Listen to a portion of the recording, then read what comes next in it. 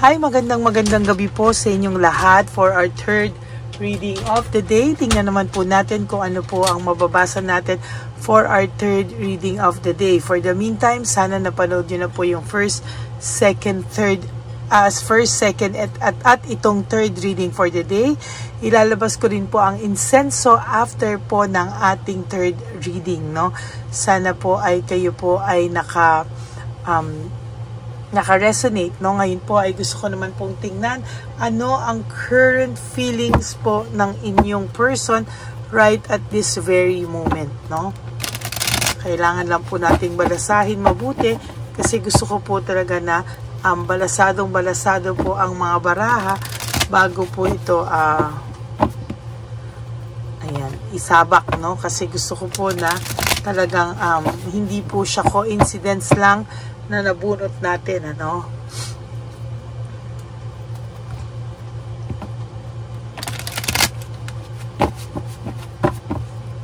Balasahin po nating mabuti.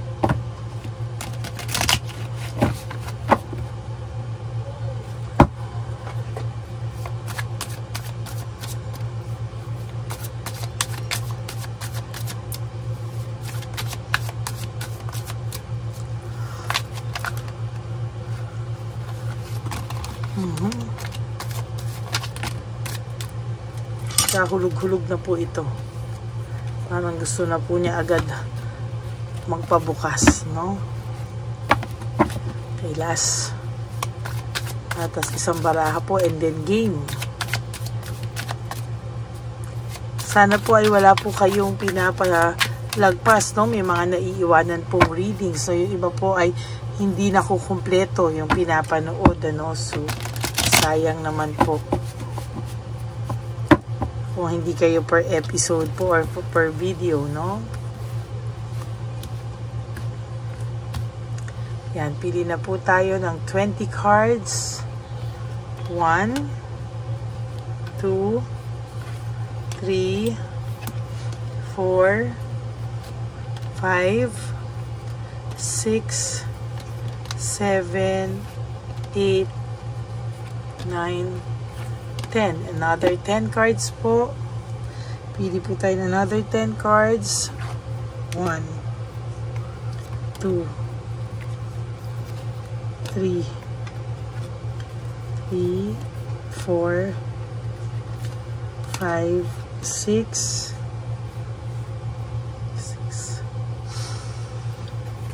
7,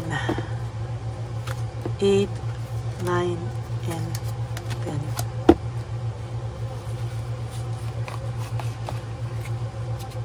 Nahuhulog ito. Okay, tago muna po natin yung ating mga barahang hindi napili.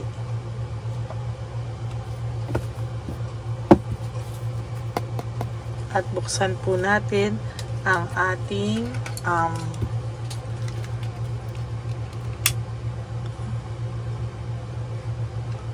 kandila.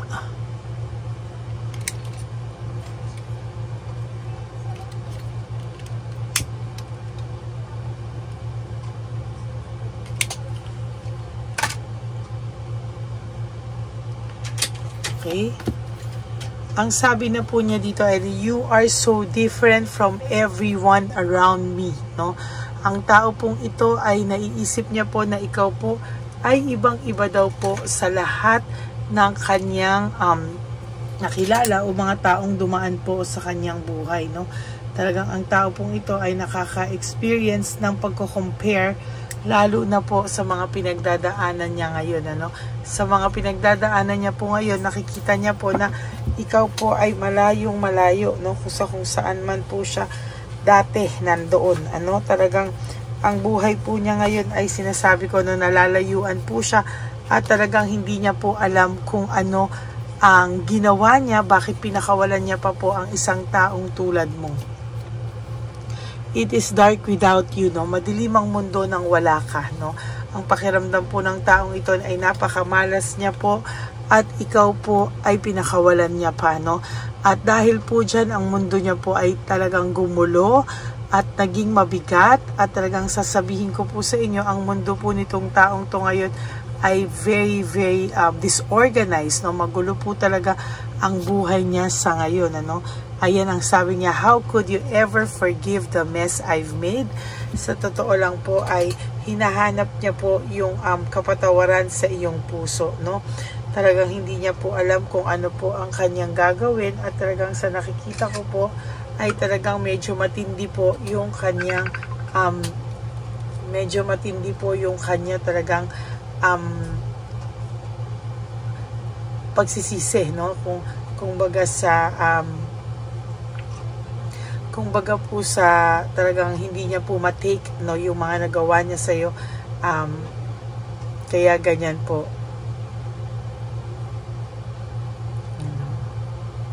Talagang hirap na hirap po itong taong to, at talagang medyo malala po ang kanyang pagkabagot, no, sa mga sandaling ito.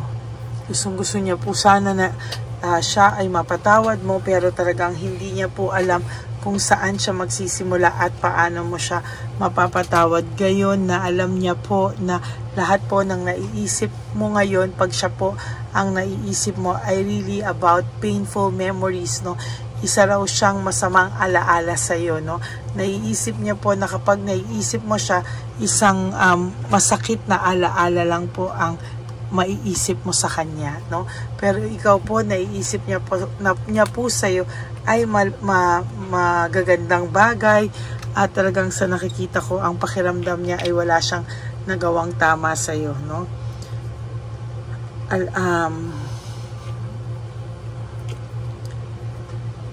Naiisip niya na pag naiisip mo siya, panay sakit lang,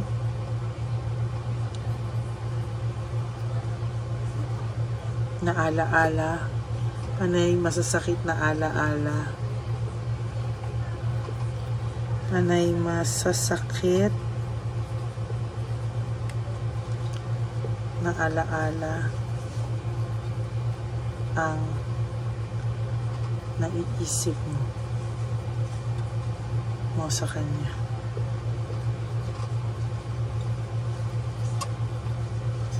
Naisip niya na pag naiisip mo siya, panay masasamang alaala, masasakit na alaala po ang naiisip mo sa kanya, no? Sa kanya naman po, it's the other way around, no? Ang naiisip niya po sa iyo ay masasayang alaala, no? Yan po ang naiisip niya sa iyo, at true enough, ang tao pong ito ay nakakaramdam po talaga ng lungkot, no? At talagang pagkabagabag, no? Hindi niya po alam kung ano po yung kanyang gagawin, kasi po naiisip niya po lahat po ay parang hindi daw po maganda yung mga nagawa niya sa iyo, no? Hindi daw po tama, at hindi daw po fair yung mga nagawa niya po sa iyo. Kaya itong taong to po ay nag-iisip po ng sana po siya ay sumaya, at sana po ikaw ay sumaya kahit papano pag naiisip mo siya.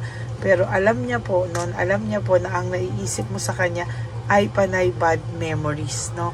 Painful memories. Kaya itong taong to, sa totoo lang, wala po siya talagang maihaharap sa iyo, do, kasi sa totoo lang talaga pong hiyang-hiya po siya, at talagang hindi niya po alam kung ano po ang kanyang gagawin, sa totoo lang sa iyo. Kasi sa totoo lang po, nahihiya po itong taong to, dahil alam niya po, no, na lahat po ng binigay niya sa iyo ay mapapait na karanasan, at talaga naman po na hindi po siya proud, no, na yun ang iyong maramdaman sa kanya. As a matter of fact, siya po ay talagang nagugulumihan, ano? Talagang ang iniisip niya po ay talagang sinayang ka po niya, at lahat po talaga ng masasakit na alaala ay may karapatan ka daw po talagang maramdaman, dahil ito pong taong to talaga ay masasabi ko talaga na medyo hindi po maganda yung nangyari sa kanya. For this past few days, for this past few weeks, naaalala niya po yung mga kabutihan mo sa kanya. Kaya kabaliktaran po kayo, no? Kung ikaw, sabi niya ay painful memories ang ang hatid niya sa iyo, siya naman po ay magagandang alaala daw ang hatid mo sa kanya. Kaya yun po yung sinasabi ko na talagang itong taong to ay talagang hindi ka po niya tatantanan ng kakaisip. Bakit? Kasi po siya po ay talagang nagigilty po sa'yo, no? Sa totoo lang po siya ay nagigilty sa'yo, no? Hindi niya po alam kung ano po ang kanyang gagawin at nagtatanong po siya kung talagang ayaw mo na daw ba talaga sa kanya at kung talagang lahat po ng klase kasi ng drama ay ibinigay niya po sa'yo, no? Lahat po yan, imbis na mag-sorry siya kung ano-ano po ang mga palusot niyang ginawa, kasinungalingan, etc. Lahat po yan ay talagang sasabihin ko po sa inyo ay hindi naging madali para sa iyo, no? Sabi niya nga, will this pain ever stop? Matatapos daw po ba yung sakit na binigay niya sa iyo? Ayaw niya daw po sanang pangunahan ng lahat, pero sabi niya po sana naman daw ay mapatawad mo pa rin daw siya, no? Hindi rin naman daw niya na po kilala yung sarili niya at hindi niya rin daw po alam paano niya po yan nagawa sa iyo, no? Talagang masakit din daw po siya sa kanya ang mga nagawa niya at nangyari sa inyo, pero pinaninindigan niya po yung katigasan ng mukha niya. But the truth is, I am stuck in the vision of us together. Kayo pa rin po sa huli, no? The heat between us is intense. Nagkagulo po kayo, nag-away po kayo, nagkagulo po kayo, pero sa huli po, ayan, no, na-stuck pa rin po siya sa vision of you together, no? Sabi niya rin po, I don't want to be who I used to be. You deserve better, no? Sa totoo lang, alam naman po niya talaga na hindi siya deserving sa'yo at talagang ito po ay gumagawa po ng paraan dahil sa totoo lang po, itong taong ito po ay takot pong mawala ka sa buhay niya, no? I am afraid to lose you. At sabi niya po, parang natatakot din po siya kasi natatakot po siya na baka hindi ka na po niya mapasaya, no? Naging mabait ka daw po sa kanya at trinato mo po siya ng hindi niya deserve, no? Talagang sabi niya hindi niya po alam kung paano siya makakabawi sa iyo, sa totoo lang, no? Dahil nung una po talagang nasakal po daw siya sa iyo, no? Parang feeling niya po napaka-clingy mo, napaka-matampuhin mo, lahat issue sa iyo. Kaya ayan, ano, parang ganun po ang pinapalabas niya. But ngayon, I can't let go of you. Hindi ka naman po niya ma-let go, oh. Hindi ka naman po niya ma-let go. Sa totoo lang, talagang itong taong ito ay hindi ka din po niya ma-let go. Talagang yung emotions niya po ay overwhelming, no? Talagang hindi niya po alam kung ano ang kanyang gagawin dahil ang na-realize niya po, wala pong ibang nakakaintindi sa kanya kung hindi ikaw pa din, ano?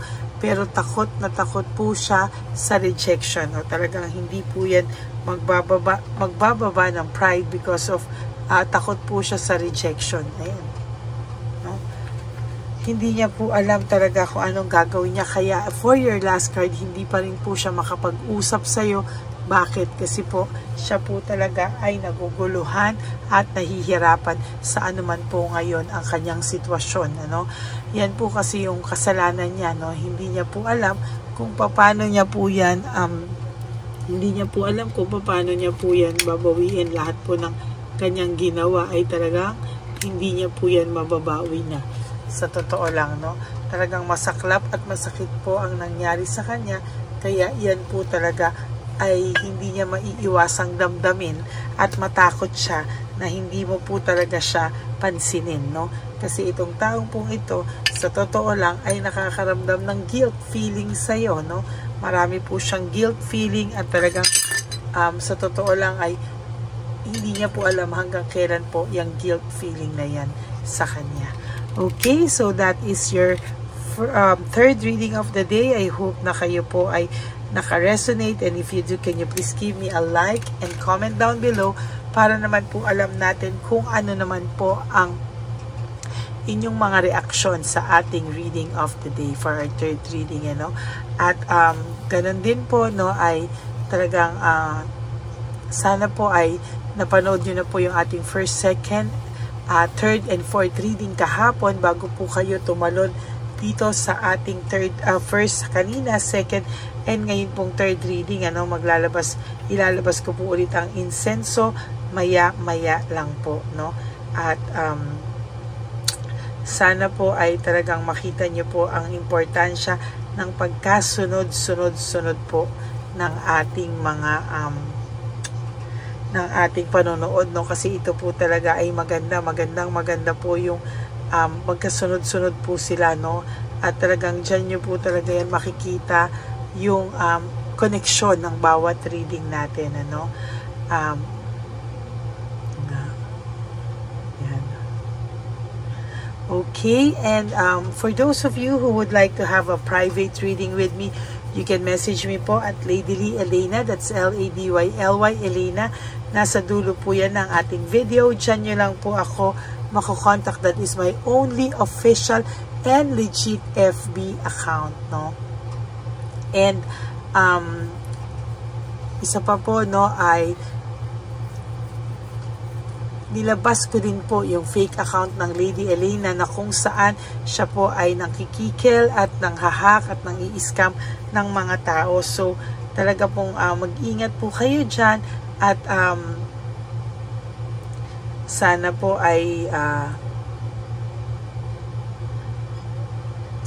talaga ay wag po kayong madala sa mga scam na yan. And sa akin naman po mga ever solid, loyal, and faithful na Lady Elena family, I love you all from the bottom of my heart. Ako po ay nagpapasalamat sa inyong lahat for always being there to support me all the way, and we are now approaching 19,000 subscribers. Maraming salamat po sa lahat ng mga supporters ko simula noon hanggang ngayon. Ako po ay nagpapasalamat po sa inyo ng buong puso, kaya maraming salamat po sa inyong lahat.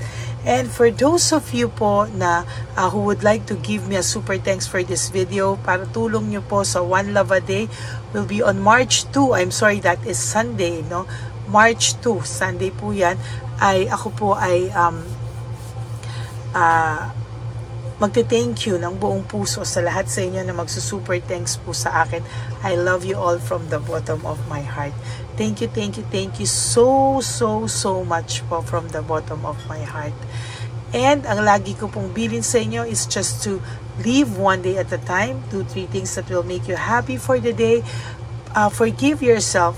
Make yourself extra special, no?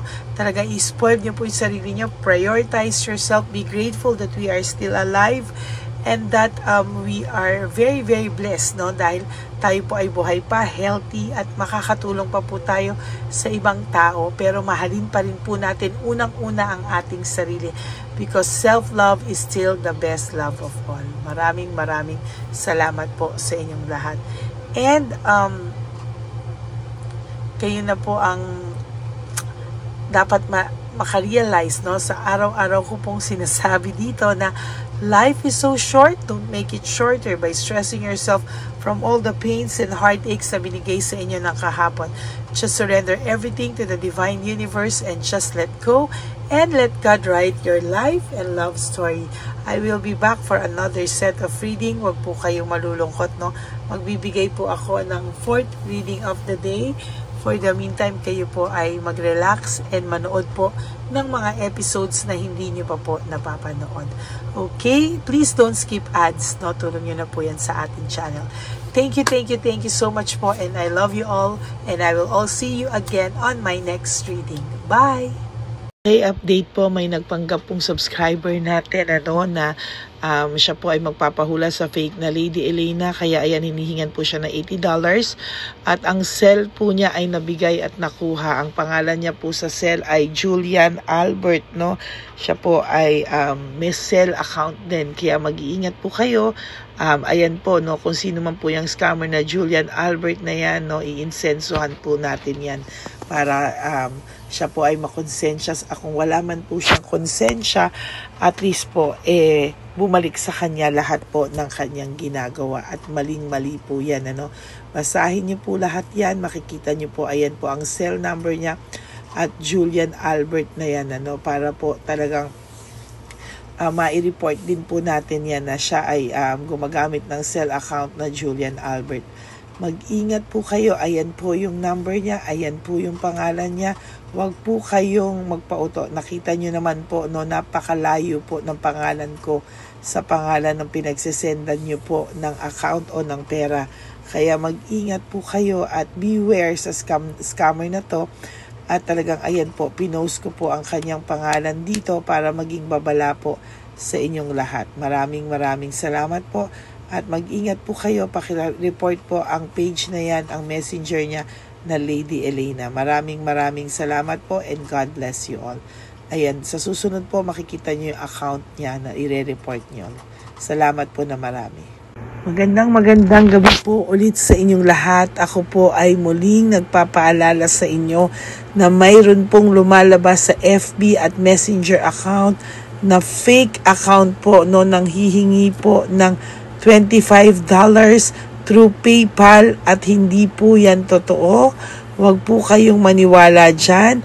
At pag sinabi mo po na gusto ko pong marinig ang boses nyo or makita kayo, ang sasabihin po ay magbibigay kami ng link. Buksan mo yan at pagkatapos ay makikita mo ako. Huwag po kayong maniniwala dahil yan po ay hindi totoo. Yan po ay isang malaking scam na pag binuksan nyo po ay mahahack po lahat sa inyo. Mahahack po ang inyong mga personal details. Lahat ay mahahack. Ako po ay nalulungkot na ito po ay nangyari. Ngunit sa talagang may mga tao pong masasama at may mga tao po talagang hindi makatiis na hindi gumawa ng masama sa ibang tao. Pero maging aware po sana kayo. Tulungan nyo po ako. I-report po natin yung fake na yan at sa FB para siya po ay mawala na at wala na po siyang mabiktima pa. No? Nandyan po lahat ng details at maraming salamat po sa inyong lahat. Maraming salamat po sa inyong lahat at mag-iingat po kayo.